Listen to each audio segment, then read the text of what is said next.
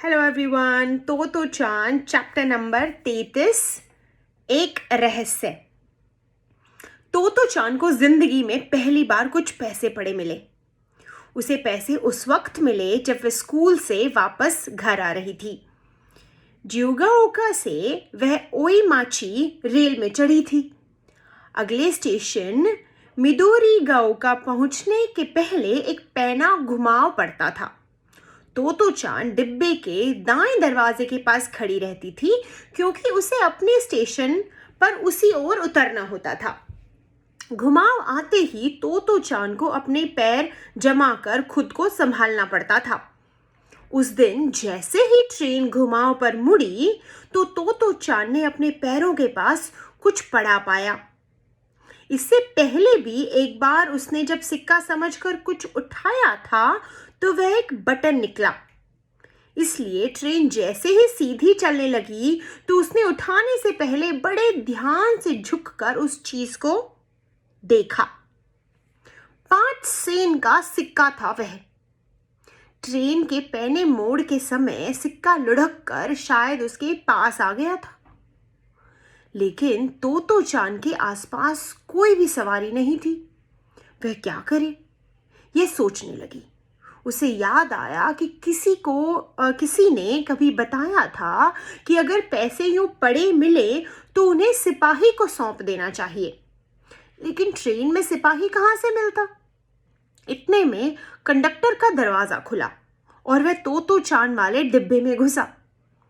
तो चांद कारण तो नहीं बता सकती उसने ऐसा क्यों किया, पर उसने तुरंत सिक्के पर अपना दायां पैर रख लिया। कंडक्टर उसे पहचानता था, अतः वह उसे देखकर मुस्कुराया। पर तो चांद तो ठीक से मुस्कुरा भी नहीं पाई। मन पर दाएं पैर के तले छिपे सिक्के का बोझ जो था।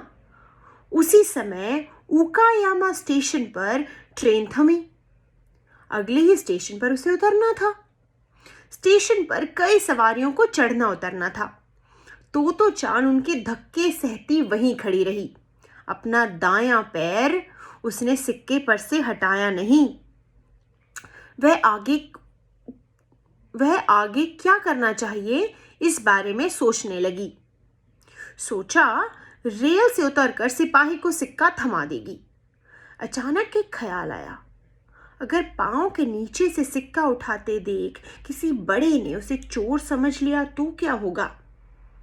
उन दिनों 5 सेन में कुछ मीठी गोलियां या एक चॉकलेट खरीदी जा सकती थी। इसलिए तो चांद के लिए तो ये एक बड़ी पूंजी ही थी, चाहे बड़ों के लिए वह मामूली सा सिक्का हो। इस ख्याल से वह चिंतित हो गई। वाह, अच्छी सूझी, उसने अपने आप से कहा। मैं धीमे से कहूंगी, अरे मेरे पैसे गिर गए। तब तो वो यही समझेंगे कि ये सिक्का मेरा ही है। पर मन में तुरंत दूसरी समस्या उठाई।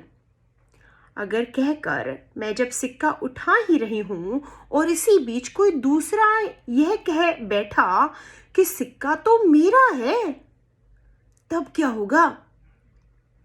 काफी कुछ सोचने विचारने के बाद उसने तय किया कि सबसे अच्छा होगा कि अपना स्टेशन निकट आते ही वे जूते के फीते बांधने के बहाने झुके और चुपचाप सिक्का उठा ले।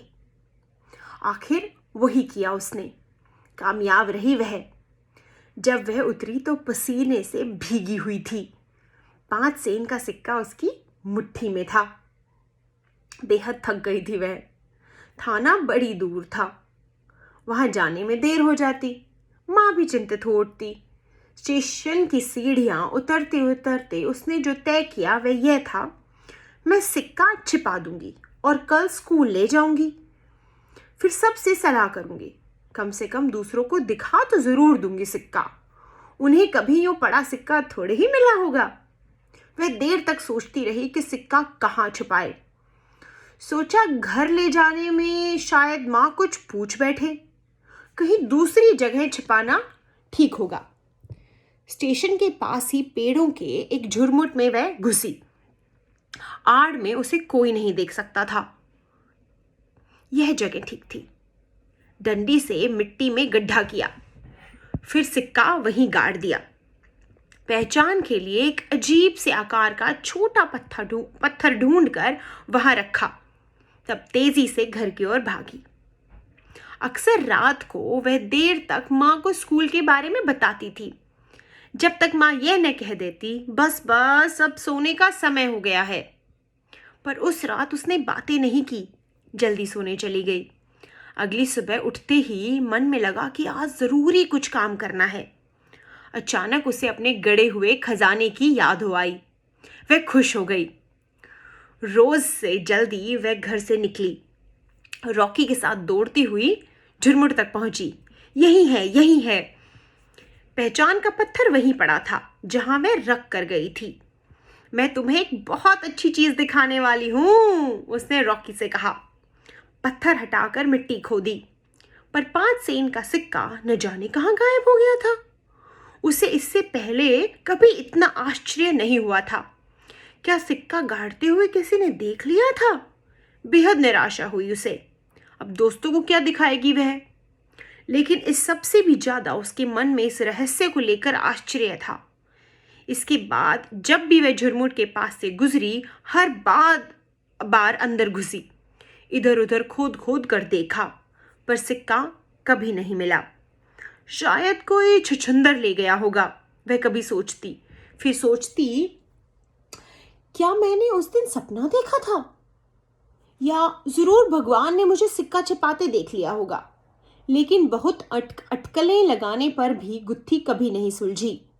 यह एक रहस्य ही रहा जिसे वह कभी भी न भुला सकी।